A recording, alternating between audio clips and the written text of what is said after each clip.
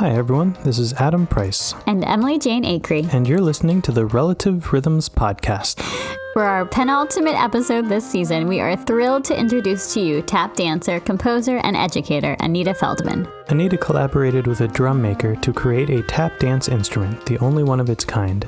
It is essentially a modular acoustic tap floor made with different materials to create different tones, notes, and effects. Anita graciously invited us into her home in Asheville, North Carolina for an in-person interview. You will hear some wind, rain, and birds during the interview. Unfortunately, our video cut out towards the end, but we were able to save the audio. Yay! The conversation was so interesting, we decided to release it with minimal editing. We discuss her collaborations and work with composers including Lois Ferrick, David Behrman, and Steve Reich, performing in front of legendary choreographer Merce Cunningham and composer John Cage, her tap company, touring to Germany shortly after the wall fell, her approach to choreography and composition, and of course, her tap dance instrument. Please welcome to the podcast, Anita Feldman.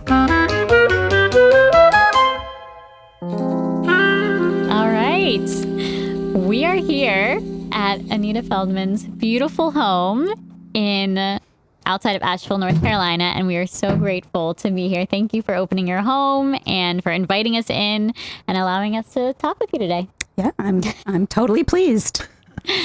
Awesome. Yeah. Great. Thank you for everything. Mm-hmm. We usually ask our guests how they first came to their art form. So my mother tells me that when I was 5, I was playing with my friends on the street because that's what you could do when you were 5 in 1956. And I ran home crying and said, everyone's going to dancing school. And I want to go to dancing school too. And my mother said, of course you can go to dancing school. So I started dancing when I was 5 at a studio called June Rolled School of Dance in Des Plaines, Illinois. I'm from a suburb of Chicago. Mm-hmm. And for some reason, and this was like the late 50s, she brought in an amazing African-American tap dancer named Jimmy Payne, who's, if you look up, famous tap dancers in Chicago, he will come up, but I didn't know that ever. Mm-hmm. I never knew that until I was an adult and looked him up and went, wow. oh my goodness. And so he came to Des Plaines and he taught tap. I probably started when I was in middle school with him, having already had the basics. And he played the bongos Cool. to teach. Nice. And it was kind of like Afro-Caribbean rhythms, Cool. which I didn't know. He Yeah. didn't talk about what they were or Right. anything. I just loved him and I loved everything about it. So I got a really great start. Yeah. And I took with him and danced a whole lot all the way through high school. And then I went to the University of Illinois, Champaign-Urbana, Mm-hmm. and majored in dance. And no universities had tap dance at that point. Still very few. Yeah, there are Yeah. few. So I got immersed in modern dance and choreography and music a lot. I took bongo lessons and cool. snare drum lessons. Awesome. And a lot of my friends, either it was like dancer friends whose mates were music people, Okay. mostly experimental, classical type music people. Mm-hmm. So I met a lot of interesting people. And then at some point I started teaching just a little tap, like someone wanted to learn tap. So I gave her private lessons and to make a little extra money. But that is all the tap that I did. I was totally immersed in modern. Was there a specific modern style or Limone? Was it Limone or, Yeah. I did not like Graham. Great. Well, I don't Sorry. blame you. I didn't like dance that was like super emotional and I liked Cunningham teachers. Oh, We had okay. really good teachers. They danced with Cunningham Yeah. and Limone. Those were the two. There was a wonderful Limone teacher who danced with Limone named Chester Walensky. And Okay. oh my goodness, his classes were so exciting. He had this way of teaching where he would start like across the floor. He'd start with like a really simple combination. And then every time we went across the floor, he would make it more difficult. Like instead of one step, you do 5 steps. And instead of just a hop, you do a hop turn.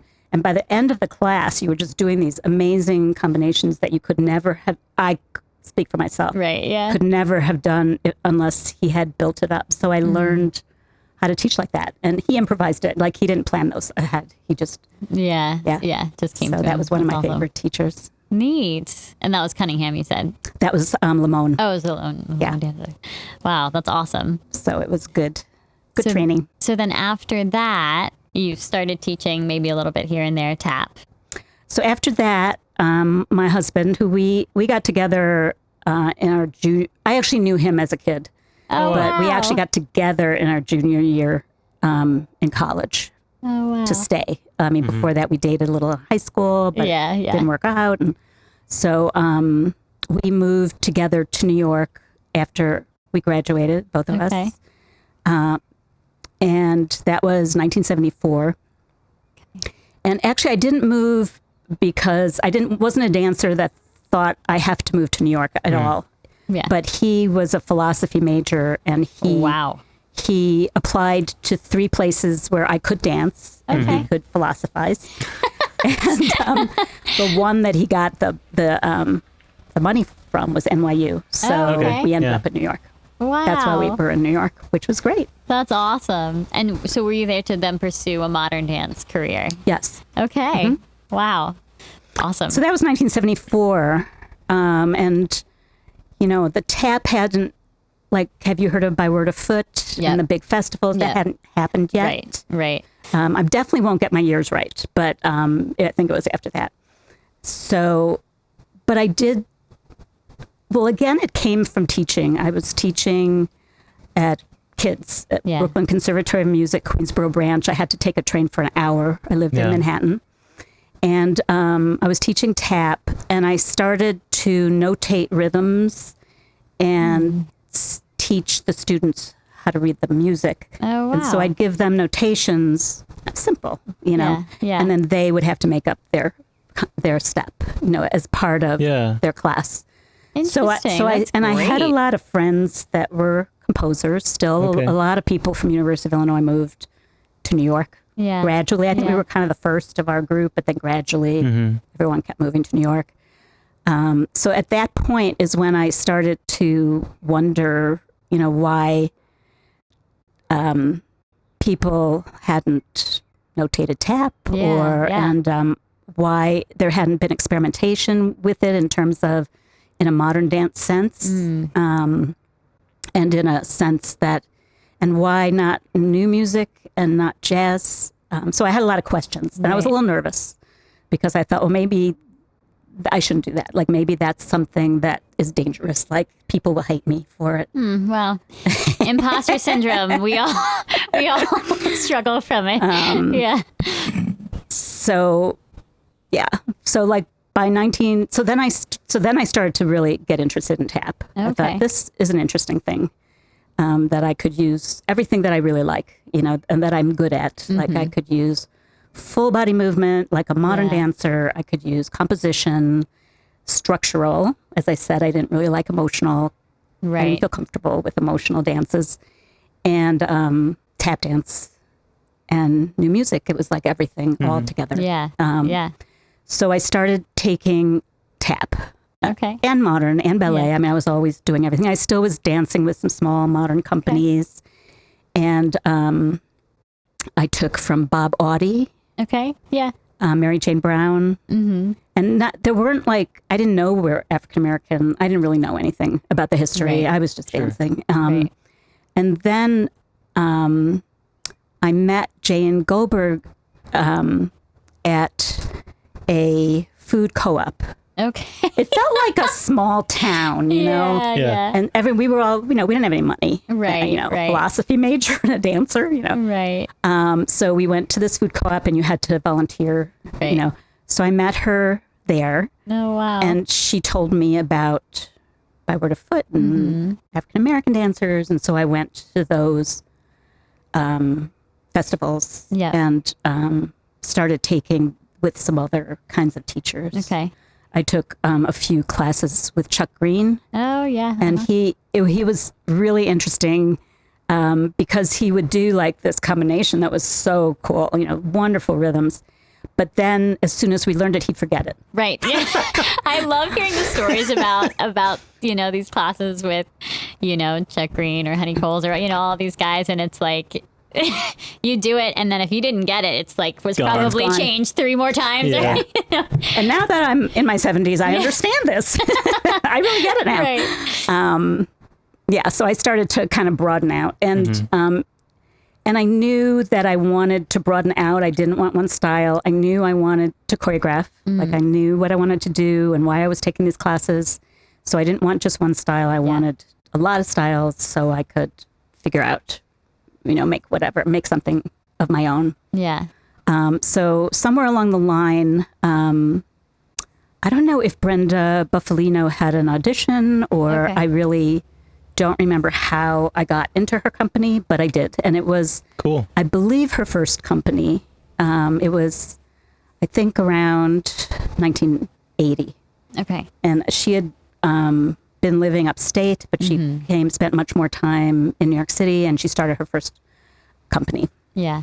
And so I was in that company and for a couple of years.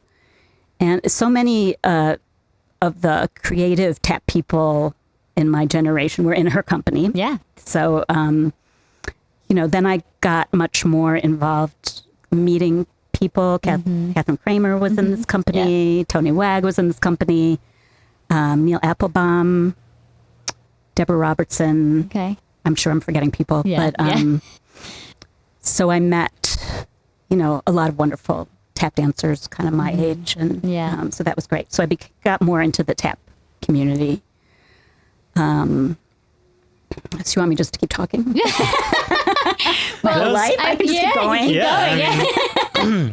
Not to go back No, that's in okay. time, but you said you brought in rhythmic notations for your students to try. Where did you get that idea, and did you know music before? Like, where did you learn how to even do that, or think that was a thing that was possible? Well, I took piano when I was a kid, but I didn't really like it that much, 2 or 3 years. Sure. And then in college, I took a snare drum course. And I was really into percussion. So I took snare drum course and I took bongos course. And so I knew how to notate. Okay. Yeah. And I really did have this idea that tap could be so much part of the music that it comes together composed with the music, not after the music, not before the music, but at the same time. So I had this idea. And so it seemed like a natural thing to me to do that with my students, and they loved it.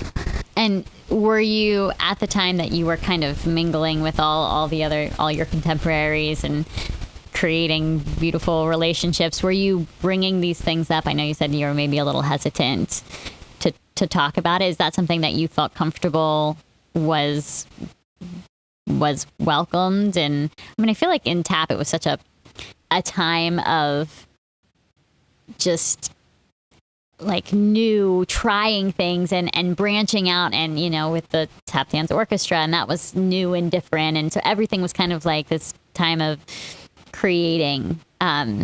Is that kind of, did you have those conversations with your contemporaries about that? I don't remember. I did end up having asking those dancers to dance in my company, to dance, and I didn't have a company, just to dance in a piece that was going to be. Right. So like Deborah Robertson was in my first piece, Jamie Cunning, he was another one that was in her company, David Parker, but he wasn't in Brenda's company. So they certainly learned of what I wanted to do by dancing with me. Right. Where I shared what I wanted to do was at that same time, I went to graduate school and I went to Columbia Teachers College. Okay. And the most influential person that was a teacher there was named Robert Ellis Dunn. So if you studied history of postmodern dance, he was the initiator of postmodern dance. He taught choreography. John Cage asked him to teach choreography, wow. but he was a composer. He was a musician. He wasn't a dancer. Yeah. But he must have impressed John Cage so much that he thought that. So I took a choreography. So he was teaching at Columbia Teachers College, and he was a musician. He actually even tap danced when he was a kid. So cool. He was a real mentor. Like, I took his choreography class and just adored it. It was a lot about structure, starting with structure and then maybe letting the piece kind of talk to you to tell you where it wanted to go. And I was still a modern dancer. I was still dancing with modern people, but I could talk with him about what I wanted to do. And he was like so excited. Oh, cool. But that is who he was and why he really started postmodern dance, because he would see almost everything and he would just be delighted. That was his personality. That's awesome. When you read about like Trisha Brown or Yvonne Rainer talking about the Judson days, because that's what came after his teaching. Okay. Oh, okay. His teaching kind of set it off. Interesting. They talk exactly the same way. They said, you'd see his little grin off the side of his mouth and you'd feel happy. That was who he was. Yeah. So, and then there was another student named Carol Hess that was in the program. And she happened to be the daughter of Mary Jane Brown, who was a tap teacher who I happened to be studying with. Yeah. So I worked with her in a modern piece that was totally structural and rhythmical and different body parts moving in different measures and things like that. Okay, interesting. Cool. So that's really where I was probably sharing more than, I don't think I talked with Brenda about it. Okay. Or shared when I took all these tap classes why I was taking them or anything like that. Right. And then the composers that I knew and the modern dancers that I knew, definitely the composers that they advised me from the start. Cool. Yeah. Either advised me or worked with me, gave me recommendations of other people to work with. A lot of the stuff that we talk about, Adam and I talk about, is what beauty can come out of collaboration, and especially when you're bringing the music and the dance together, like you said, not one before the other, but in simultaneously and being created together is awesome. So it's really, really cool. I'm kind of curious at what point you were interested in bringing your instrument into the picture and the creation and building of that and how that all came to be. I love how I've noticed, outside looking in, there's a lot of talk about shoes, and tap dancers seem very interested with shoes, but I've never seen so much intention put into the other side of it. The other side of the instrument. And reading some of the articles you wrote on it, it's really fascinating how much intention you put into the floor, the wood, the creation of the sounds and the resonance and all of these things that a luthier would think about, but maybe not a dancer. Where did you start thinking about those ideas and just tell me about that process. Tell us all. Well, I started making choreography around 1982. Okay. And really from the very beginning, I had this idea of making an instrument, like right from the start. Cool. A tap dance instrument? A tap dance instrument, something to dance on. Yeah. But I didn't know anything more than that, just that I wanted to make an instrument to tap dance on. Partially, when you do any kind of traveling touring, which I'd started to do, you just have no idea what the floor is going to sound like. But So also, true. I was seeing that even though the tap was equal to the music of the instruments, it wasn't heard equally. Even when it was a good floor, it just wasn't. Yeah. And there weren't great mics. You couldn't mic your shoes then. Right. You'd use PZMs with wires. Right. Right. Yeah. Right. So, so it was right away. And I started, at the time, there was National Endowment for the Arts Choreography Fellowships, which there are no longer. Yeah. And for political reasons, they were gone a long time ago now. Yeah. So it was really easy to write a grant for that. you just had to write what you wanted to do, and that was it. Yeah. So I started writing that each year. And some friend had said, well, if you get it, it'll take you 3 years to get it. And if you don't get it after 3 years, you probably aren't going to get it. Right. So 3 years of trying, of 3 years applying. of trying. Yeah. And you've got to be performing. They've got to have some, Right. they want to see, they wanted at the time to go live, Right. Right. So I had to perform in New York. Right. Or somewhere. It didn't have to be New The York. proof of the money going somewhere. Yeah. Yeah. So lo and behold, 3 years later, I wow. got my first National Endowment for the Arts grant. Wow. Wow. And every year I wrote the same thing. I want to work with an instrument designer and design a tap dance instrument. So I got it. That's awesome. So then it was like, okay, now what do I do? So before that happened, I'd worked with a composer named Larry Polanski. He was at Mills College, which they have a wonderful music at the time. He's been all over the place, but that was where he was at the time in California. Okay. But he was visiting New York, and I had this idea that if I asked a composer to write a piece, all the tap was composed already in the score with whatever instruments they wanted to do. I would learn a lot.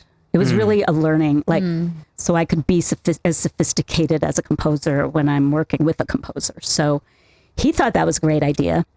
And he went back to California and he started immediately writing. And over the year, it turned into a half-hour solo Wow. with a percussionist. It was called 3 Monk Tunes. And it took me a full year to compose it. I mean, to work on it. It was Sure. unbelievably difficult, if not impossible. Well, not impossible. It wasn't, but it was the first section was kind of based on 3 Monk Tunes, but totally minimalist, new music-y. So the first piece was 12 minutes long, and it started with one phrase, and it ended with another phrase, and it took 12 minutes to go from the first phrase to the last phrase. And every time you did it, well, I guess it was 2 repetitions, it changed by one little beat. Yeah. So, Right. so, right. so I was kind of crazy,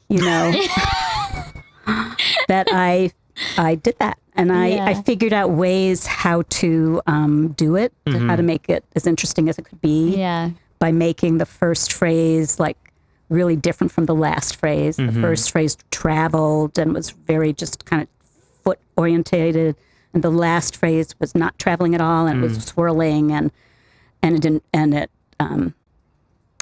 kind of swirling, more body movement. So every time I kind of switched, I moved a little closer to that type of phrase that helped Interesting. with the memory. Right. And then I also made a floor design that was consistent, and that helped me with the memory. Yeah. So that was the first of the pieces, which he did first. And then gradually he made the second piece, which was equally as difficult because it was very sparse. There was very little sound, but it had kind of rhythms where from one beat to the next, the percussion might be playing 13 beats and I'd be playing 11 even.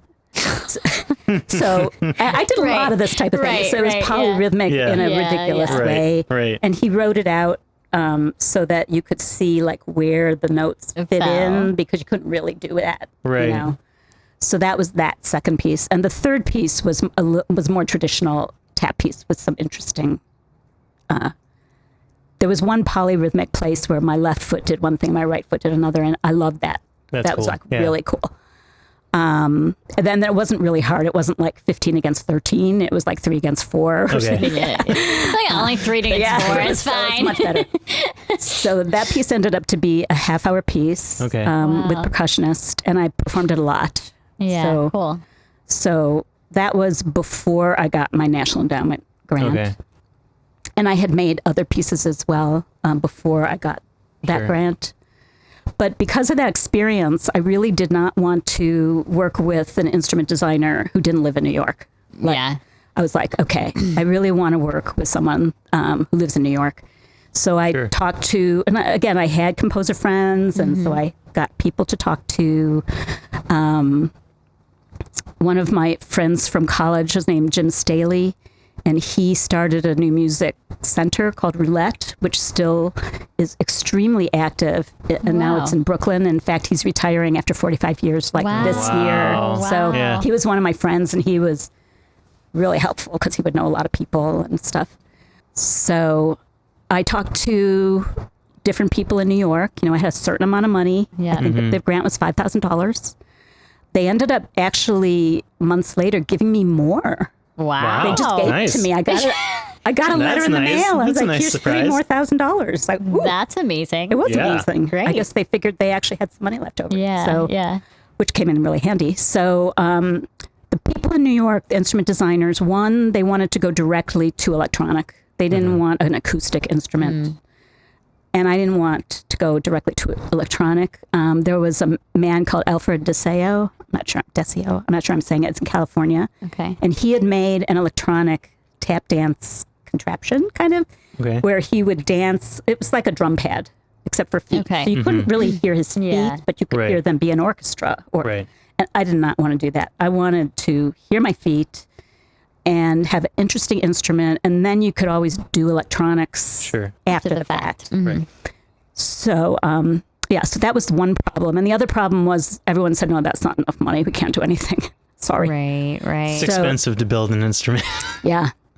So Larry, my friend in California and composer who made this wonderful piece for me, told me about an instrument designer named Daniel Schmidt, who designed very strange and interesting percussion instruments. He worked with a very famous composer named Harry Partch. Okay. Long dead. I mean, he was already quite old at that time, but Harry Partch was known for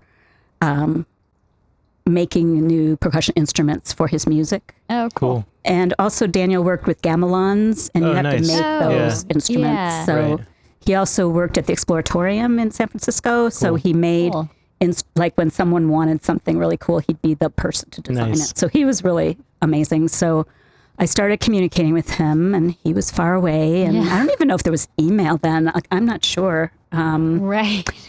And he was like, sure, wow, that's a lot of money. Yeah, let's do this. I'll take your money and do something with it. Yeah. Yeah, this sounds really fun. So I traveled. He lived in Berkeley, I think Oakland, and we communicated a lot. However we communicated, I don't even know, maybe phone. Yeah. Maybe there was email by then, possible. And so I flew to California, and I spent a week with him. Okay. And he had made kind of mock-ups of things ahead of time. Yeah. And I would dance on them, and they weren't attached. You know, they'd be a piece of wood, and then they'd have something under. You have to have room underneath, otherwise it's not going to vibrate make the sound, correctly. yeah. And we try different things, and go, oh, whoa, that's really good. Let's do that. And so in a week, we designed it that way by experimenting. Did you give him ideas and plans beforehand, or just said, go crazy and I'll come out there and we'll make it up as we go? I love that. Yeah. I love that. Yeah, Okay. because I'm not an instrument designer. Right. Yeah. Wow. And he said, when I got there, he said, so I'm going to make these pieces hexagons.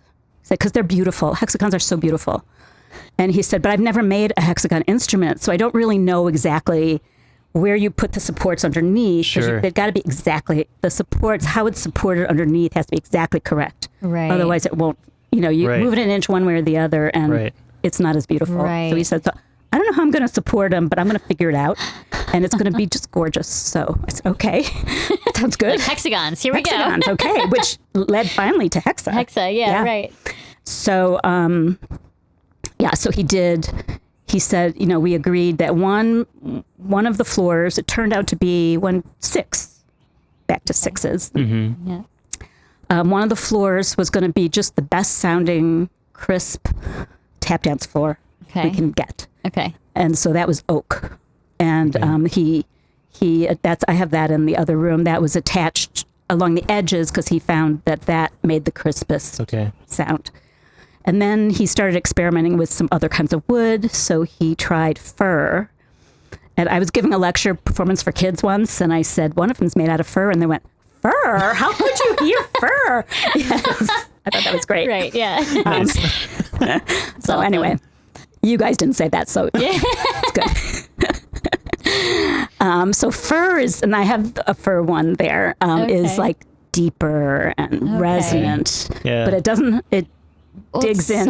It's softer, right. so it's got a lot more digs in, but it's still good. Wow. You know? It's amazing, and I performed on those a lot. Yeah. So, and you never had to like re-sand them down or refinish them in any way, or he did you? taught me how Okay. to resand them, Okay. and what to use. Interesting. I used Watco oil. Okay. So there have been times that I like really sanded them, but sometimes it wasn't sanding. I would just, I'm forgetting what it's called. It's kind of like a metal thing that you can wipe with. I'm forgetting what it's called, but he gave me like another a Brillo pad or something. It's like a Brillo pad, but without the soap. Interesting. Right. So I had that way. I did that more often than I did a real sander. But I think at some point, Steel wool. Steel wool. Thank you. Okay, there we go. Yeah, we'll get there. We'll get there. Steel wool. Yeah. So I did that every beginning of a season. Okay. Wow. Did you notice any change in like tone or anything after you did the sanding, or it just kind of stayed the same? I did not. Yeah. But I'm not sure I'm the most sensitive person on that. But I didn't. Cool. Yeah. How thick are they? Like, you'll see yourself. That's they're thick. about 1, 2, 3, 4 inches. Yeah, they're heavy. wow. Yeah. Wow. So we had those two. And that one, he didn't know how he would support them till I left. And then he experimented himself, Okay. hitting them and stepping on them. Yeah. But he ended up supporting it in the center because then they vibrated a whole lot. Okay. And it kind of magnified that deep Cool. sound. Yeah, kind of like a sound post in a violin or something like that. Yeah. Okay, interesting. So that we have a fir, we have an oak. So then we have one other wood one. And I was trying to remember what it's made of. I'm going to have it might be spruce. Oh, Okay. interesting. But I'm not positive. It's not oak. I know for sure. It's probably spruce.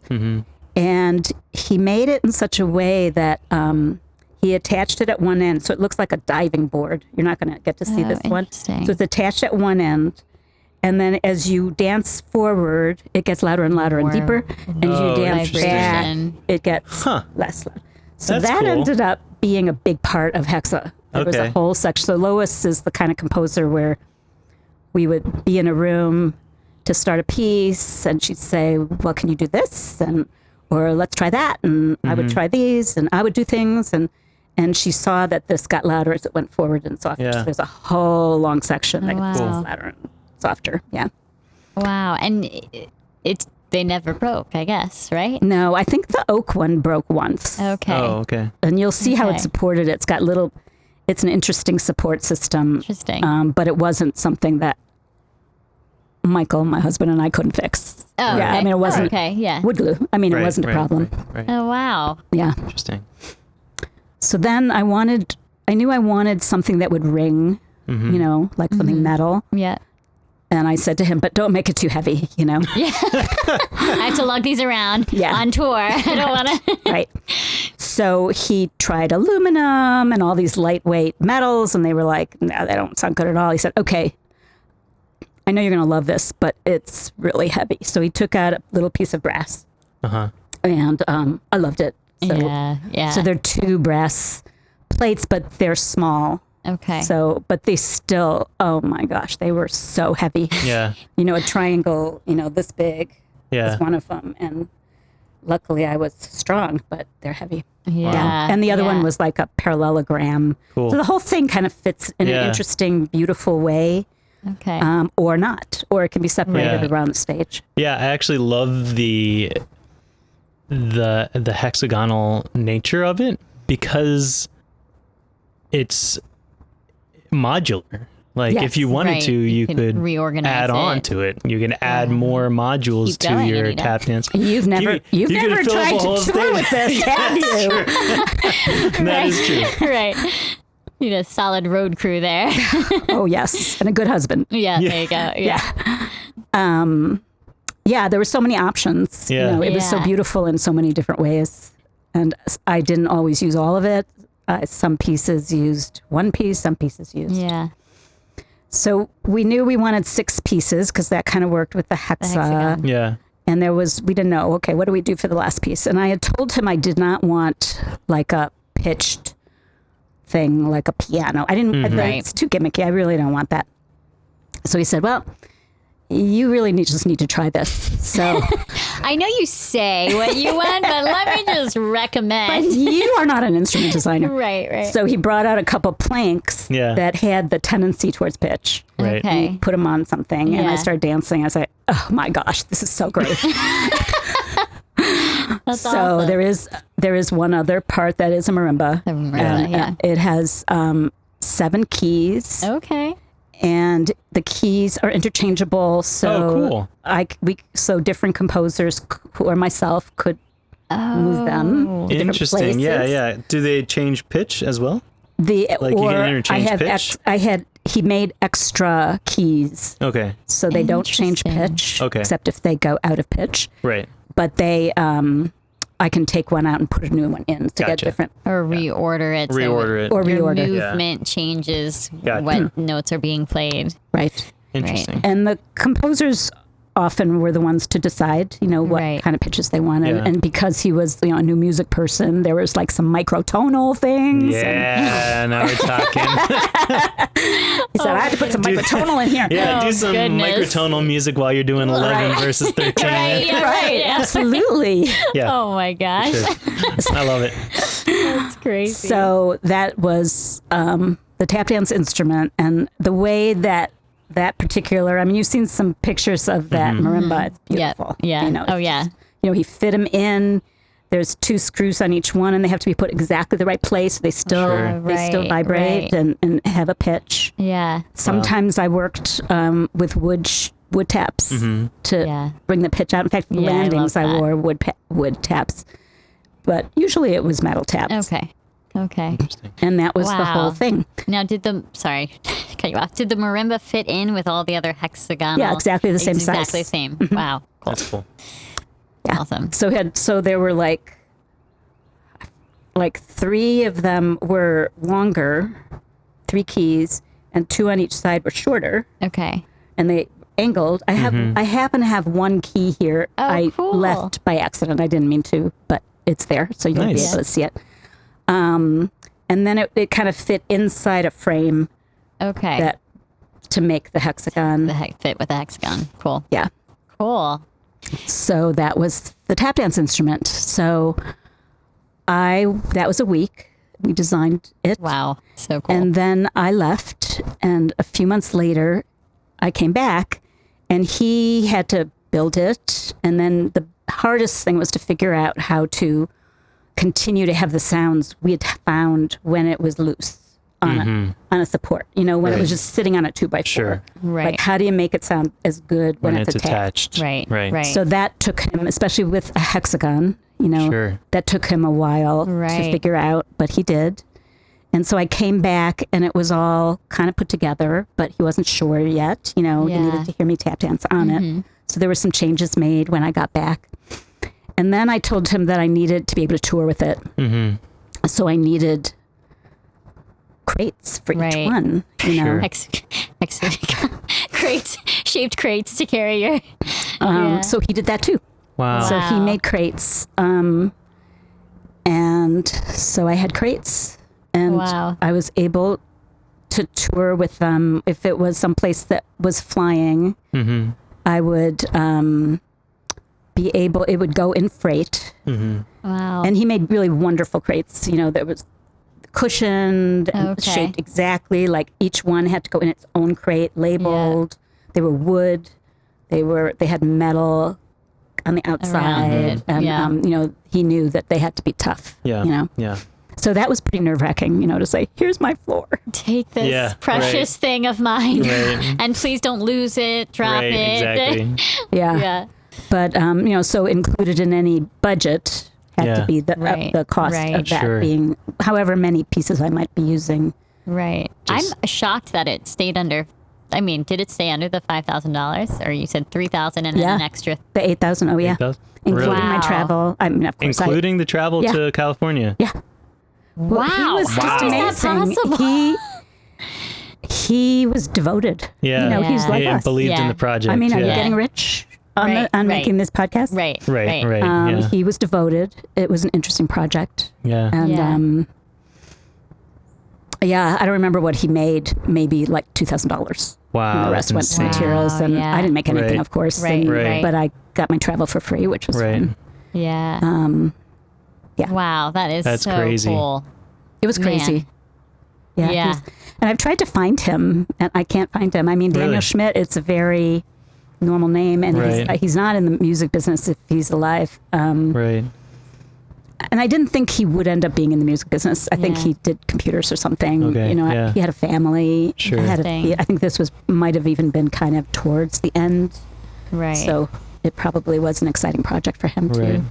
yeah. Interesting. Now that it's unique in the world. You have the only instrument like this, the only floor like this. Have you been contacted by other like tap dancers who want to borrow your instrument, Or or- even or- plans to create something similar?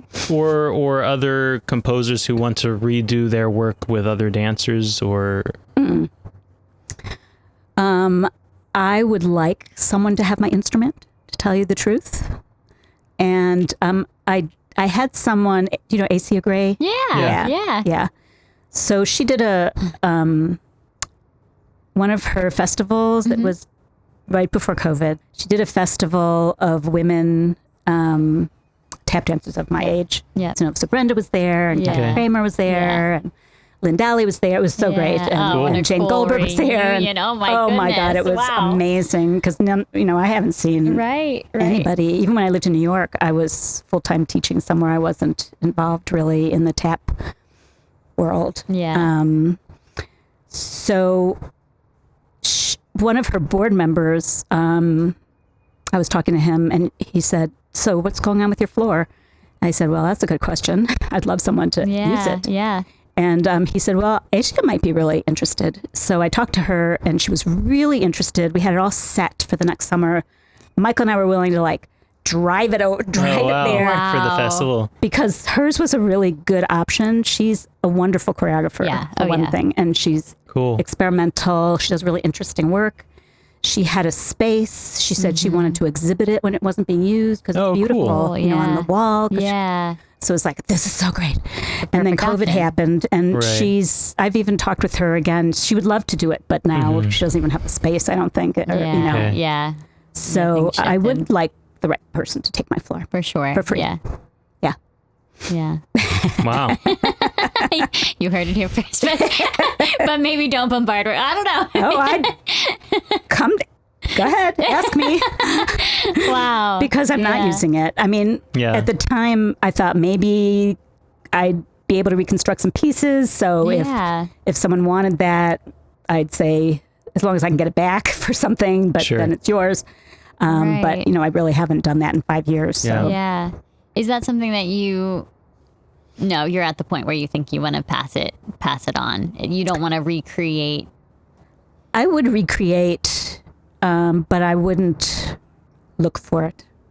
So interesting. I'm not Yeah. interested in trying too hard to find Right. Yeah. the opportunity. Right. If Yeah. it falls in your If lap. it fell in my It's lap. the And perfect it is opportunity, yeah. tricky. You know, like at Hofstra, we've talked about, could I come back and Yeah. recreate a piece? But what am I going to do? I mean, these pieces are hard. They don't. Yeah. it's Right. not I mean, a- that is it's not a week, very you true. know? Right.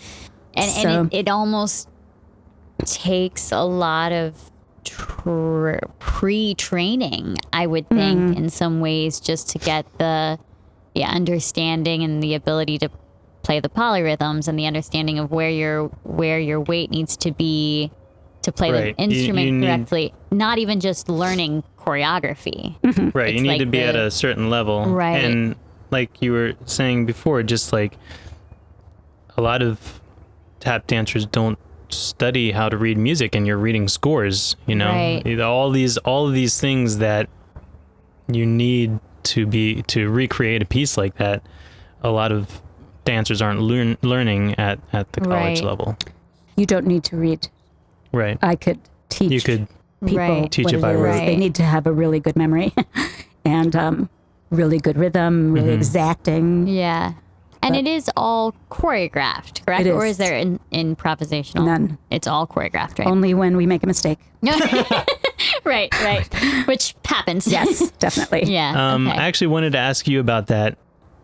The composers you worked with composed the music, and I saw on the charts, the scores pitched notation, but no notation for choreography or anything like that. Was that so? The composers composed the actual rhythms and you added the movement? Is that what happened, or So did you work in the tandem? beginning, like with Larry Polanski, he composed all the rhythms. Okay. And then I found a way to make what I thought was interesting. Movement, spatially, everything like a modern dancer. Right. Relationship with the musician. Okay. Yeah. Yes, that was my part. In his last piece, in the last part of Three Monk Tunes, he did have some blank areas that I was able to do what I wanted. Okay. Blank as in like improvisation, or I chose not to improvise Okay. in terms of choreography, I including see. the Yeah. tap. You said Okay. it, though. It was you Yeah. set the. Yeah. I see. And he had told me a story about Thelonious Monk, that Thelonious Monk liked to take traditional things and then switch them around and play Yeah, with them. So yeah. that's what I did in those sections. I would do like a time step, but I would do a totally different Cool. rhythm. Interesting. I would do a love shuffle off that. to Buffalo, but I would do a double shuffle and a pause. Right, and right. So I kind of took that idea, and that's what That's I did cool. in those parts. Okay. Yeah. Interesting. But after I worked with him, and I did 2 other scores that were already composed. One was Steve Reich's clapping Yep. music. Mm-hmm. And the reason I got to do that was that I performed with Larry. Larry had found the gigs in California. This was really early on, like very early. It was just like really exciting for me. And one of the places we performed was a music festival at Mills College. And Okay. Steve Reich was one of the performers. That is awesome. So I'm like sitting there and I went up to him and I said, "So do you have any piece you might let me make a tap dance of? Yeah, Like you yeah. realize it as a tap Right. dance?" Yeah. And he goes, "Oh yeah. Clapping music Awesome, and music yeah. for pieces of wood." He gave me Oh, 2. Nice. cool, And I said, yeah. "Okay, so now what do I do?" He said, "Just buy the score." Awesome. Yeah. So Wow. that was really cool. So music for pieces of wood was like a 4 or 5 musician part. And I did end up using the ideas of it, but not it straight with my students, and made a piece Cool. that I probably called music for pieces of metal. I don't know what I called it, but I think it was Right, something like that. Right. Yeah. But clapping music I did right Cool. away. So That's I awesome. made it 2 different ways for 2 dancers and Cool. Okay. and then for Gary and myself, Gary Cool. Shaw. And he played it. We figured out like what can he play that sounds just like my feet. Mm-hmm. And we neat. found a type of wood thing, and we put a tap on 2 pieces of wood. And No way. yeah, it had to sound exactly the same. That's awesome. That's the piece. Wow, I don't know if yeah. you know the piece, the Yeah. original Yeah. piece. Yeah. That's awesome. And then I did a piece by James Tenney. Okay. He's a Canadian composer, Okay. considered one of the originators of like Steve Reich's music, Sure. Okay. minimalism. Okay. Yeah. Yeah.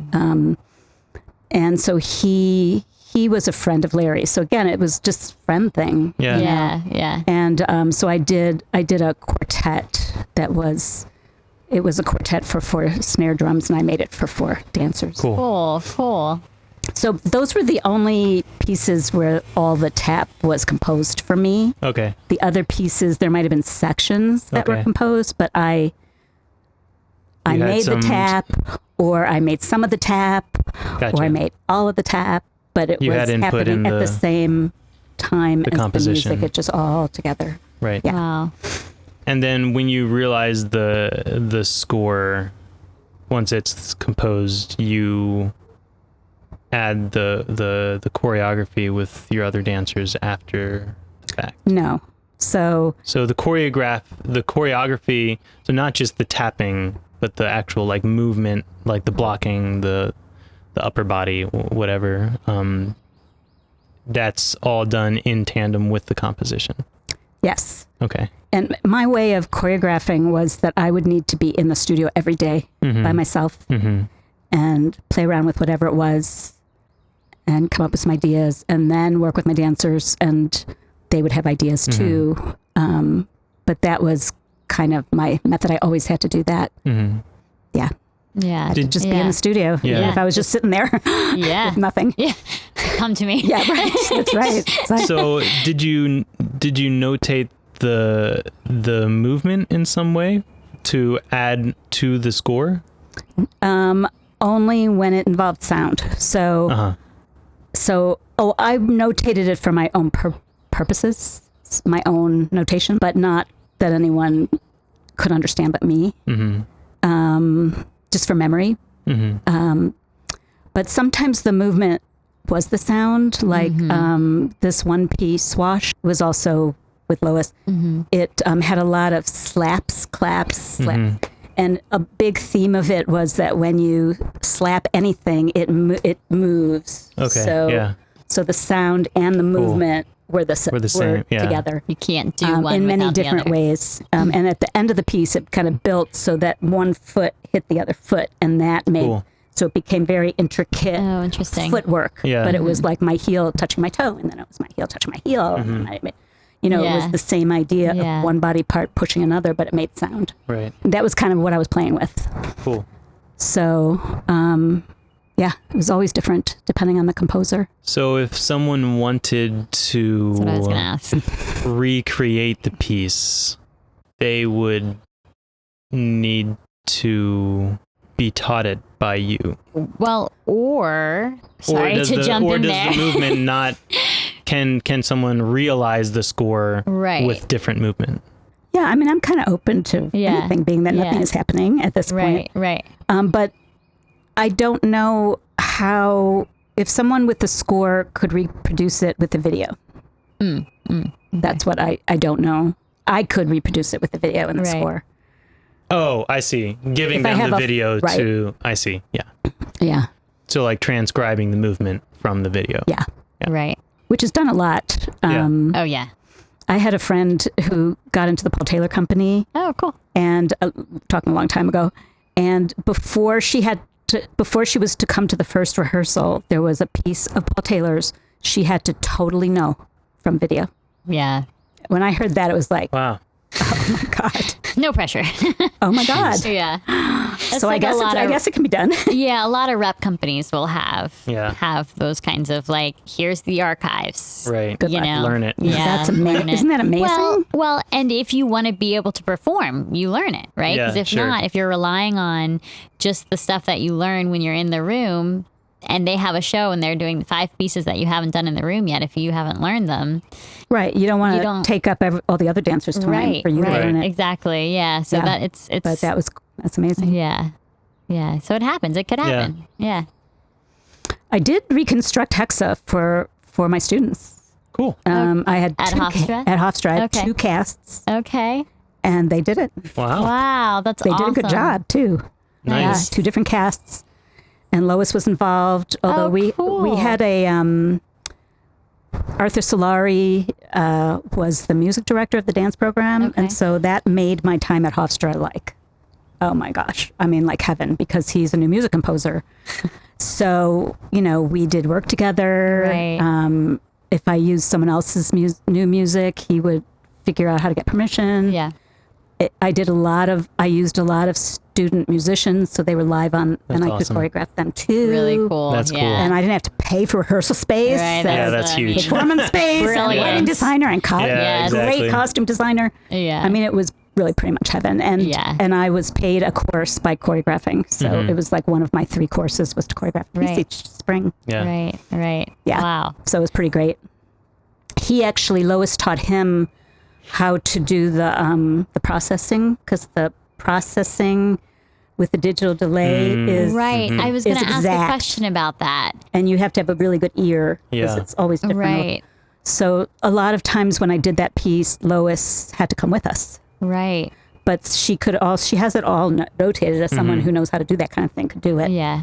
But better that she teaches them. So Yeah. she taught him how to do it, and then he did it. Cool. Yeah. Wild. And we had a wild. percussionist that was a student. That's so Who cool. was really good. Yeah. Yeah. Interesting. So then after the instrument was created, from then on, did you only choreograph on that? Or was it a tool that you sometimes used in your tool belt, but not always? Not always. Okay. So sometimes I wanted to do something else. Yeah. I wanted, Yeah. for use as a space, more Yeah. body movement. Yeah. Or maybe I'd use one piece. Right. Maybe Come on and off it. One- and- yeah. Yeah. there are so many options. Yeah. In 1987, there was a program at the American Dance Festival that was called Young Choreographers and Composers Project. So I applied for that and got it. And they'd Cool. never had tap there. So Yeah. this was like, they were like, oh, goody, we can have tap and it's modern. This is And it's great. right.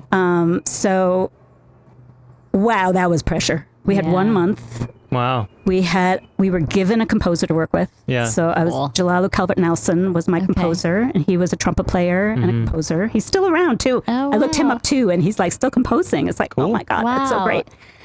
So, and there was a composer named Carmen Moore, who was the composer's like mentor. Okay. And there was a choreographer named Ruby Shang, who was the choreographer's mentor. Okay. And the whole thing started by saying, we want, and there were 3 choreographers.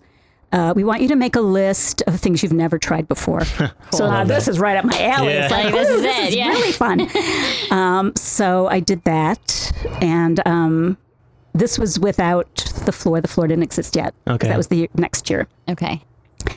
And I remember some of the things that I had written. One was I wanted to do some floor work, like on the floor. Okay. And I wanted to do more like contact with other cool. dancers. Oh, interesting. Some way. I like that. Little contact improv moment. I love that. Yeah. And one was that I wanted, all my pieces so far were constant beat. Okay. And I wanted to have something that went in and out of a beat. I wanted to have parts that had Interesting. no beat, that were just, I guess in dance, Like they might without call time. it breath rhythms, without time. Okay. Interesting. That's cool. So that was one. And then I did want to just simply use a little electronics, which I'd never done. So those were the things I wanted to do. Cool. And so I made this piece called Shimmer, and Okay. it was a wonderful piece. Yeah, it's really a great piece. I've watched it on video. It's like, oh, that's a good piece. I did a good job. And it has all those things. So it incorporated a little bit of all of that. Yes, definitely. Okay. That's cool. Interesting. Definitely. And I did, in the piece, I did each of us had a solo, which was also different for me, because usually it was like all the dancers were on the stage the whole time.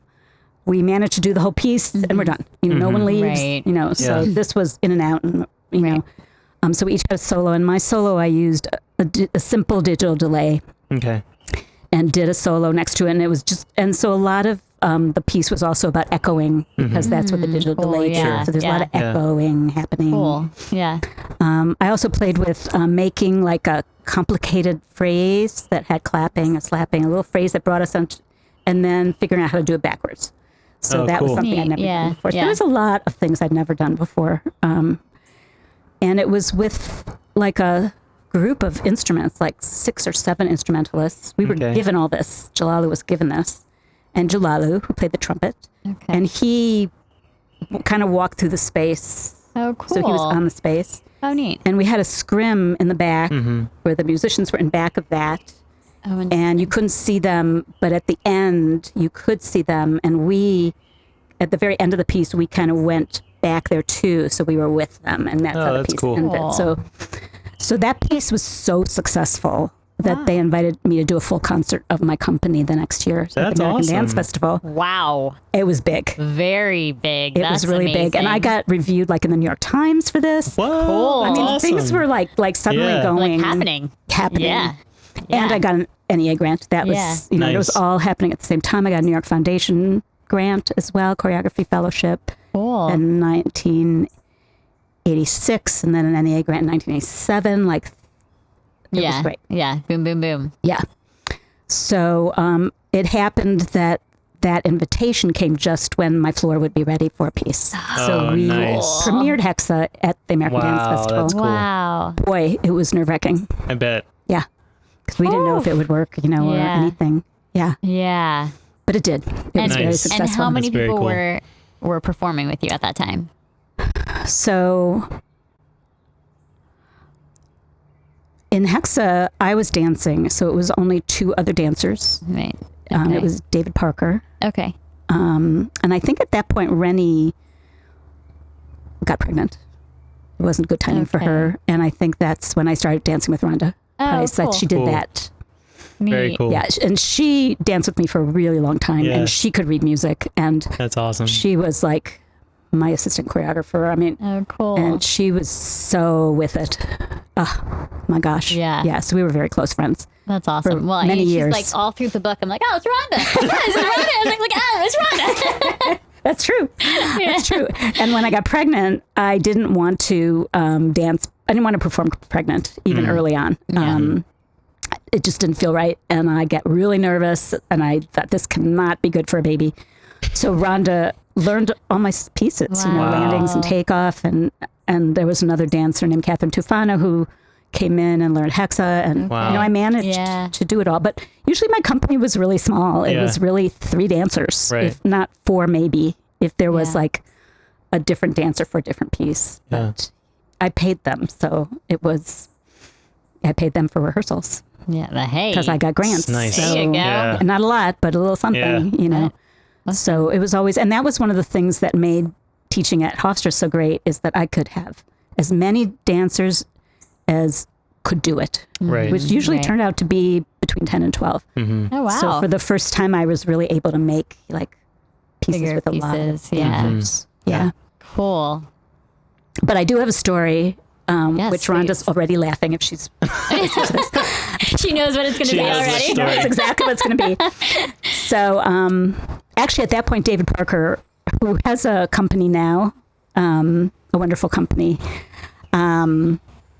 called the Bang Company or something like that. Okay. And he does tap, and he does like LGBTQ kind of funny, really funny stuff, and a lot of body movement and rhythm. And it's a really cool. wonderful Cool. company. So he was in this premiere performance, and I don't know if you saw any of Hexa, but you know the beginning is on the marimba. That Yeah. was all composed for us. So somehow Lois was able to picture making sure that we wouldn't somehow we would be able to do this and not bump into. She could Yeah. kind of figure it out. And Tight space. So 3 dancers. yeah. Yeah. Oh, yeah. And it was really fun choreographing that because that I had to do with the dancers completely. You I know, bet, one yeah. measure at a Right, time. right, you yeah. know, okay, you can go through. Right. Right. We could be in unison at this moment. Right. So the premiere happened, but it was really hard to remember. It was so scary, especially the marimba part. Like if you forgot it, Things it came was really crashing a down. problem. Yeah. But It you, was really you a didn't problem. forget it, so it's okay. Well, Rhonda Or did you? slipped. Oh, no. And she actually fell on her butt. Oh, I must have a video of this. I bet American Dance Festival has video. Oh, no. She fell on her butt. She hit the key at the right moment on her butt. She stood up Nice and she timing. was back in it. wow. Way to go, Ron.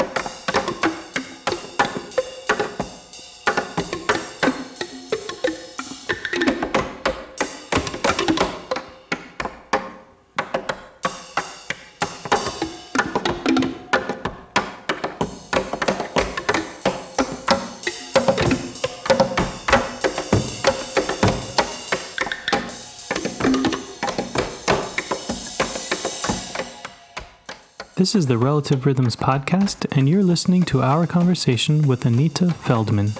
This podcast is a labor of love, and we are currently supported entirely by our listeners. If you like what you hear, you can help support our work by subscribing to our Patreon. By doing so, you gain access to all of our uncut interviews and extra content. You can sign up at patreon.com/relativerhythms. You can also support us by rating and leaving us a review wherever you are listening, and by following us on all the socials at Relative Rhythms. Thank you again to all of our Patreon supporters. And now back to our conversation with Anita. So would Lois come to your rehearsals with the other dancers? And Definitely. and you just all did it together. Yeah. So yeah, she would come. I mean, not all the time. Right. Yeah. Yeah. But she would come. She would. Yep. And sometimes, and with Lois, because we compose so closely together, I would make some material and then I'd notate it and I'd send her the notation. Okay. Oh, cool. Cool. So then you can have that kind of back and forth that way. Yeah. But I'd first make it. I wouldn't notate first and then. Right. Yeah. Right. Yeah. So we talked a lot about your collaborator, Lois Viverk. Could you talk a little bit about Gary Shaw? And we mentioned him a little bit. Could you talk about landings a little bit? Now, this was not with the instrument, correct? Was. Oh, it was also, okay. First we made landings and that was only the marimba. Right, and that's, not on the full he thing. He played just the marimba. his marimba Right. on the side. Then he came and joined me. And then that was like a 10-minute piece. And then we made another piece called Takeoff. So then it became Landings Takeoff. Takeoff had the two metal parts too. Okay. So it was just two metal and the marimba. And Landings was just the marimba. Okay. Okay, cool. So when I met Steve Reich, I had a percussionist to work with in California because it was through Larry and we did these California performances. Right. Named Willie Wynant. He's still percussing in California. Oh, cool. Percussing. But I didn't have anyone to work with in New York. So I asked Steve Reich, I said, do you know of a percussionist Right. you think might be? Yeah, I just called up Steve Reich. Yeah, no big deal. No, big it was deal. in person. Yeah. So he said, Gary Shaw. Yeah. Okay. He would be really great. And he'd be good. So I called up Gary Shaw in New York. And he said, oh, okay. So I think we started by him doing the Three Monk Tunes, Larry's piece. Right. And I know Michael, my husband, after we'd been performing it a while, he goes, it's really a drag that Gary's reading a score and you are doing the whole thing from memory. So it makes it look like your part is easier than his. Like he's got to use the score, but your part is so easy that you don't need a score. He said, oh, interesting. he really needs to memorize this piece. So I'm going, oh my God, there's no way he would do that. Musicians, they get paid for their time, We don't. We do whatever we have to do. You would be surprised. I mean, a dancer does that all the time, but it's like, oh, there's no way. But I talked with him and he did it. Wow. Nice. He memorized this impossible score. So that added so much to the piece because then, if I'm standing right next to him, we're like relating. We have that interaction. Yeah. And I even percussionists learn how to move as little as possible. Like if you do a big, you're not going to go. Whereas I said, do it big, so I started coaching him in his movement. Cool. Interesting. That was cool. So then we made a piece which we called The Next Step, which I played these two teeny little drums and my feet. And at the end of the piece, he played those two little drums and his feet. He started. Oh, wow. So we started to, that's why it was called The Next Step. So it was after that we made this piece Landing. So we were kind of moving there. We moved towards that direction. Yeah. And the part where he uses his big stick, that was the way we choreographed that. It was in his basement where I put my floor because it was hard to find a place to rehearse, where I could leave my floor. And I didn't have that kind of space. Yeah. And I would come to rehearse. We'd have like a 2-hour rehearsal. And within that 2 hours, we might choreograph 2 or 3 measures. Wow. Because we had no music and we had no movement. We had nothing. Right. And we had to figure out how to go from one phrase to the Right. next musically, but Right. make it interesting in terms of the feet. Right. And yeah, it was slow going. It was fun too, Yeah. though. Because you're doing it on the same marimba. Yes. The same At the Yes. Floor marimba. Simultaneously. Yeah. simultaneously. And we wanted to make it interesting. You Right. know, we wanted to Yeah. get in each other's way. Right. You know, and Yeah, get in and that's out so and around fun. and through. So fun. So we definitely worked a lot with the musical idea of hakat, so that, you know, one person's going like this and the other, so it goes you know, opposite. Okay, So okay. you'll see in that piece there's a lot of where we alternate sounds. Right. Right. So that was one of the kind of themes of musically. Yeah. Yeah. Yeah. And then the same thing for Takeoff. I knew we wanted to use the metal, and we wanted to do, I mean, in landings, the movements are pretty small with his big sticks. They're around my feet. One time he goes over me, but we knew we wanted to now do something where he'd go over all the time and Yeah. it'd be bigger. Take it to the next level. Take it to the Yeah. next level. Right. So that Yeah. was Takeoff. A lot of presenters, they could not handle Hexa. Like, it was disappointing. You know, I got really good interest from some really great presenters. Yeah. And when they heard what was necessary, because Just as we far could as, not do like- an hour tech. Right. You know, I mean, Yeah. And it would take an hour Right. or Load three just to in set and- the thing up. absolutely. And we needed a long tech, Right. you know. Yeah. Yeah, so I would, but I could do land with Takeoff. So that was a piece that Yeah. we could do often. And, Yeah. and Yeah. that piece I did a lot at tap festivals. Oh, Okay. cool. Yeah. Oh, neat. That's awesome. Yeah. Interesting. Like Marta Kern, Colorado Dance Festival. Okay. was- Yeah. Yeah. I did a couple years. Actually, she found a way to pay for me to bring Hexa. Oh, Nice. cool. And they did a big, that year, it was 1994, they had a big theater. It was like a big performance in downtown Boulder. And she made it happen. Yeah, and it was Nice. wonderful. That's very That's cool. awesome. Yeah. So then you shipped them out to. Oh, yeah. Isn't It that went great? everywhere. It went to Europe. Yeah. Oh, wow. Okay. Yeah. Yeah. It went all over the place. It's amazing. That's amazing. You could hire someone to come pick it up from your Right. house. Right. You know, a Right. truck. And then Right. they would do And they would ship everything. it. They would Yeah. ship Yeah. it. And you Yeah. would just trust them. What else could you do? You have Right. to. There's a Yeah, lot of you have insurance to. on it. Not that that would have helped me at all. Right. But Right. Yeah. I'm interested, if I could ask one more kind of sure. question about your composing. I know sometimes you would compose on the side, right? You'd compose and then send it to your collaborator. Did you feel like you were a composer in and of your own right? Or did you feel like you were more choreographing? Both completely. So the music of it and the tone and the rhythm and all of that was of equal importance as the movement and the choreography. I think I struggled to make the movement and the choreography as important as the sound, as any tap Interesting. dancer would. But I did one piece that was really different. I tended to choose composers to work with by what I wanted to experiment with next. Yeah. Sure. So a composer named David Bierman, and he had done music for Merce Cunningham. Okay. So he Oof. That is wild stuff. and Merce Cunningham and John Cage came to one of my performances. One of them that was one that the premiere of that piece that I did with David Bierman. So David Bierman invited them. Yeah, that What a was really name cool. drop. Right? It was very cool. Jeez. And my friends are going. Wow. You know, Wow. who were in the audience. That was a dance Wow. theater workshop, which Oh, man. isn't called that anymore. It's called Live Arts, but that was a really good performance too. Woof. Wow. Yeah, and they liked it. Okay, I was going to say, maybe, I don't know if I would want to know that. Like the pressure. Yeah. Like, Well, Merce Cunningham was a tap dancer I didn't early know that. as a kid. Oh. Yeah, isn't that I crazy? never knew that. And that, his footwork, his very, Yeah. very rhythmical work. I mean, Yeah. totally. Yeah. Oh, wow. Interesting. So what David Bierman did, and maybe does, I don't know, was that he would work with musicians and create the electronic space for them. In other words, he'd figure out, the musicians often would improvise, and he'd figure out an electronic system that would play electronics live depending on what the musician did. Interesting. Okay. Yeah. So there was no need for anyone else Right. but the musician.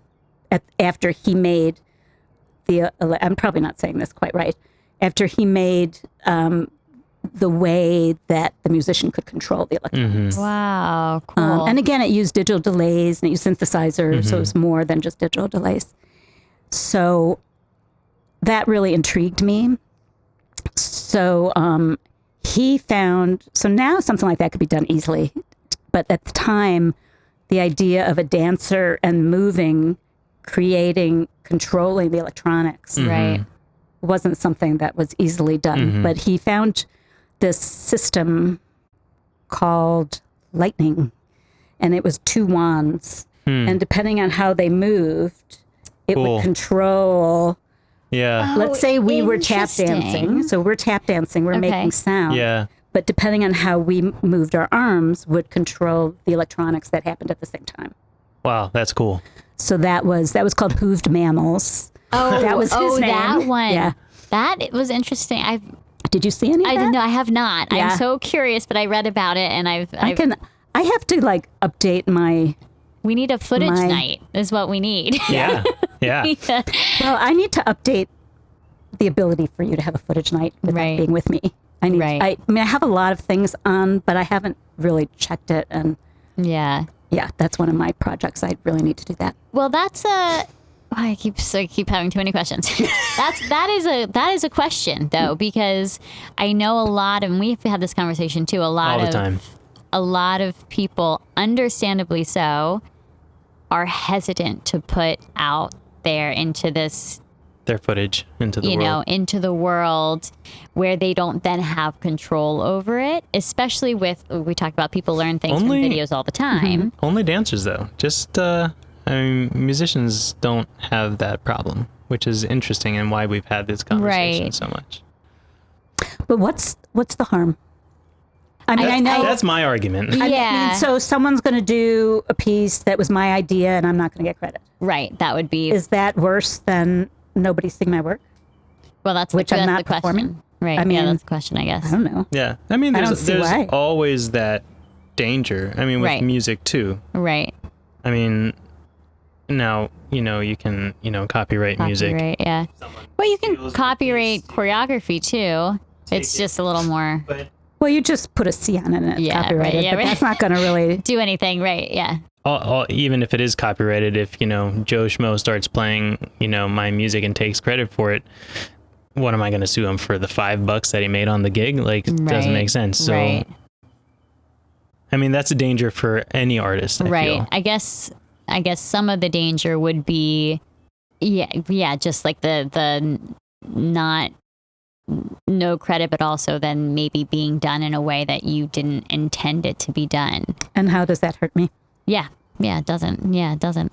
I mean, I actually feel like my pieces are so strange and difficult. I was going to say for That- your I really pieces, don't think that- especially anything with the instrument, it's like, well, good luck. Yeah. Even my other pieces, they're all really Right. challenging. Yeah. I don't, Yeah. yeah. I mean, Yeah. for the tap instrument pieces, they can't because you own the Right. only instrument. So Right. even if they wanted to, they Right. That's, good luck. couldn't. Yeah. Yeah. Yeah. So that piece, I actually made it right in that time of having a baby and stuff. So there was Yeah. another dancer that I made it on with Rhonda. Oh, cool. Oh, But okay. then later, I brought myself into that piece. okay. So Rhonda and I did The that wand piece. one? The wand one. That was That's very that was cool. a really fun. That was How was were they attached to wires or was there like a wow. visual sensor? Do you know? God. That I don't remember. I'll have to look when I find a video of it. Yeah. Yeah. I would love to see a video of that Yeah. actually. That Yeah. would be very I was cool. thinking about that piece that I needed to get something on, Yeah. and I tend not to put full pieces on Uh-huh. YouTube at all. But maybe that's a mistake. Well, I mean, I think it goes back to the conversation, right? Well, how much do we as artists release and relinquish into the world where we have no control, Well, I'd never put full pieces on because I don't think people will watch the full pieces. Yeah. I would. So I'd rather put what I think are the best moments. Right. Yeah. Oh, okay. You know, Yeah, like the the highlight highlights. reel. Yeah. Yeah. So I Yeah. don't know if that's the right idea or not. I mean, just now when I saw what Lois had up, and that is publicly available. It's at a university. And in fact, the person at the university made that. I Nice. thought Lois did. I was so impressed. I said, Lois, this is unbelievable. yeah. You know, with an article that I wrote. She said, don't give me credit. This person, I gave her all the materials. She did it. Yeah. Like, wow. Yeah, when I was seeing whole pieces, it's like, maybe I should have whole pieces up too. I don't know. Yeah. I I'm think not I like sure. the whole pieces more because I like the context, I think, probably. Yeah. But although in today's like so fast paced, like, 30-second even, reel. I mean, even if no one world. sits through a half an hour piece, it's just nice to have it just for, a archival. legacy's sake, just for an archive that other people who are interested, who are geeks like us, can Sit down and have footage Yeah. nights of. Yeah. Well, luckily, the New York Public Library has everything. I Yeah. know, and that is the one thing. There's a lot of things, but that is one thing I do really miss about being in New York. The Was public I library. used to go Yeah. there That's and awesome. and like sit in the room, or sit on the computer and bring the headphones and watch old, Broadway shows or old. I watched it's Black and Blue, I think, and a bunch of old shows. And that you can only do there. Like you can only do it in Right. person. Although I think they've started to do more digital stuff, but I personally love access and Yeah. footage and the ability to share it with my students. Yeah. I really like that. Well, I feel like people don't necessarily know my work, so they think what they're doing is new and never been done, or I think they should see what I did in 1980. Yeah. you know? I agree. Yeah, for sure. Yeah. Yeah. So I'd rather they see it. I love that. Thank you for Or- sharing, putting it out there. You could go on tour again. Oh, yeah. Oh my God. He's like, are you kidding me? What are you? Do you see this beautiful mountain house that I just moved to? I sometimes I feel really sad that I'm not making work, especially when I hear, Facebook, these other people Sure. touring and they're my age. But then I think of the reality of Yeah. what life was like. And, Yeah. Well, even for my pieces, practicing every day. I have to do those pieces every day. Yeah. Not Yeah. only for feet, but memory. Right. Yeah. Yeah. No. Yeah. The road ain't No, easy. thank you. No. Do you have a favorite road story? Ooh, yeah. I love road stories. I don't even know which one to do. You can share A more than funny one. kid one or a funny... All of that. Well, the cool thing about, in practical matters of doing the work that I did, was that it was presented by tap venues, it was presented by modern dance venues, and it was Right. presented by music venues. And sometimes the composers found the gig. That's so that was cool. really right. Yeah, that's awesome. real smart of me. I didn't realize. I mean, Yeah. it wasn't part of the plan, but it was like, oh, wow. And I got a lot of funding from music funders. So Lois got 2 gigs for me in Germany. Cool. And one of them was in Berlin. It was in East Berlin. Yeah. And it was 3 years after the wall came down. Okay. Wow. And so that was super interesting. It was an arts organization. And so, as usual, East Berlin was cheaper to live in because it was a mess. Sure. So the artists moved in. Sure. So the art, Yeah. the cool arts, like Yeah. Soho used to be. Right. And, yes, that was really interesting. cool. And I speak some German because my mother's Oh. from Austria. So Oh, wow. Cool. I was boning up on my German because Yeah. I thought, well, I got to be able to talk to the tech people. Sure. Lighting Yeah. designer, the sound They didn't speak designer. German. They spoke Russian. Oh, Oh, What? wow. It was interesting. oh, Yeah. oh, and They were, Right. lower. They weren't, really rich people. Sure. Might have Right. spoke German, but no. And there were still like bullet holes in the building. I mean, the Yeah. buildings were, and they were, Wow, that's Gray. crazy. they were no color, little Right. teeny windows. oh, interesting. Yeah, it was pretty interesting. Wow. And then I love this. So I am from a Jewish family. Uh-huh. So, and my mother's mother was killed in the Holocaust. So it was a little Whoa. weird for me to be in Germany. Yeah. I bet. And my mother was for alive. sure. So I felt bad for her because I'm sure Wow. she was Yeah. really nervous. But Right, Yeah. yeah. so this composer who was kind of our tour guide and stuff. We're walking around, and I'm not aware of people saying, "Oh, you're Jewish, are you?" or something like that. So we were walking around, and this composer says, "Oh, well, there's the temple here." And some of my best friends are Jewish. He said that. Yeah. That was weird. Wow. Yeah, it was, and the I bet that didn't make you feel more comfortable. no, I was like, oh my Jeez. gosh. Yeah. So. Wow. And she actually, Man. we actually did a tour in Germany. Another one that she got. It was ironic that we did Germany and Japan. Those were the two countries that I spent a lot of time in. Interesting. Weird. Yeah. Interesting. Yeah. That one we performed in Frankfurt, and Michael came with me. I was really scared. I needed him to be with me. It was, even though we had kids then, teeny baby. And Yeah. Did the baby come with you? no, Okay. So that would be that's a lot. no, we had a wonderful babysitter, just who would take her. Yeah. Yeah. Yeah. So we were walking around Frankfurt, and there were, on one street, there was like this wall, like blocks and blocks long, with teeny little names. And I'd never heard of this. I didn't know this. And we're like looking at it going, what is this? And then we realized those were all the people killed in Frankfurt. Yeah. Yeah. So that was like right when we got in, we were trying to stay awake, so we would get used to the time. We took a walk, right off the bat, and we were half asleep. It was like, oh boy. Yeah. But at least Yeah. they show it as opposed to America. Right. So hide it. hide it. Yeah. That's a whole nother podcast. That's a whole episode. nother conversation. Talk about it if you want. Yeah. Yeah. Yeah. Yeah.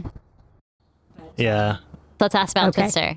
I just like I was, and this kind of goes back to the composing versus choreographing and the body movement and how much of the body movement creates the sound. Like if you didn't do any of the body movement, could you perform it? Like the reverse of Right. Reich's clapping Right. piece. Take out Right. the body movement.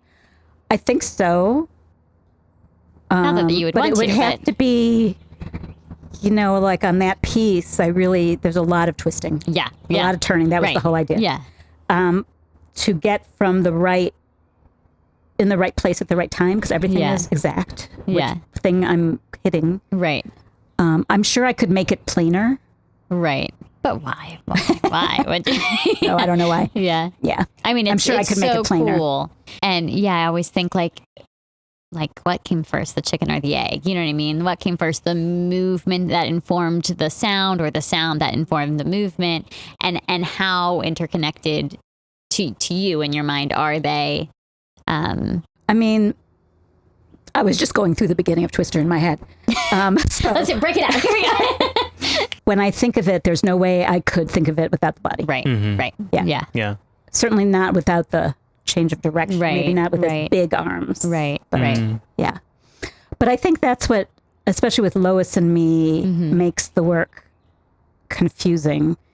And it's like, yeah, because some of that she may have composed ahead of time.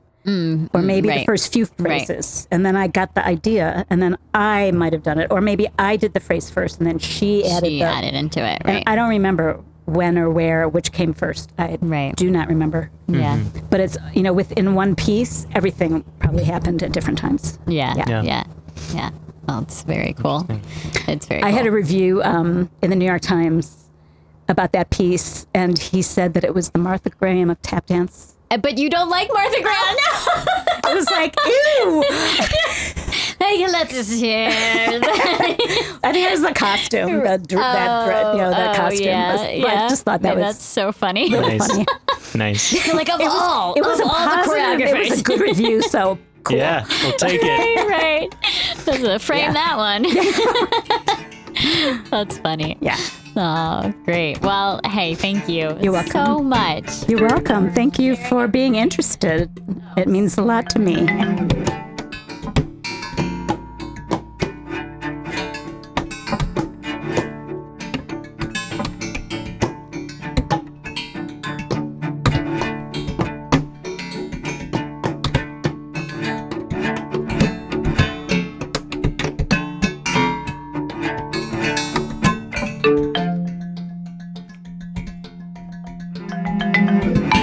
We hope you enjoyed this conversation with Anita Feldman. You can learn more about Anita and her work by purchasing her book, Inside Tap, and by watching her footage on her blog, anitafeldmantap.blogspot.com. We did minimal editing for this episode, but if you would like to hear the entire conversation, you can do so over on our Patreon. There you can find our entire catalog of unedited episodes, as well as extra content throughout the year. And soon you'll be able to find our in-depth look at, around, and underneath the tap dance instrument with a demonstration by Anita Feldman and a tap jam with Emily Jane Acree herself. Join our Patreon community at patreon.com/Relative Rhythms. Don't forget to follow us on all the socials at Relative Rhythms, and feel free to send us a message through our website, relativerhythms.com. Our opening theme for The Love of It was composed by Adam. Our mid-roll music was Hexa for 3 tap dancers on tap dance instrument, 1 percussionist and live electronics by Anita Feldman and Lois V. Virk. It was performed by Anita Feldman, David Parker, and Rhonda Price, all on the tap dance instrument, Gary Schall on percussion, and Lois V. Virk on live electronics. Our outro music is the piece Twister by Anita Feldman and Lois V. Virk. It was performed by Anita Feldman on the tap dance instrument, Mark Stewart on cello, and Tigger Benford on marimba.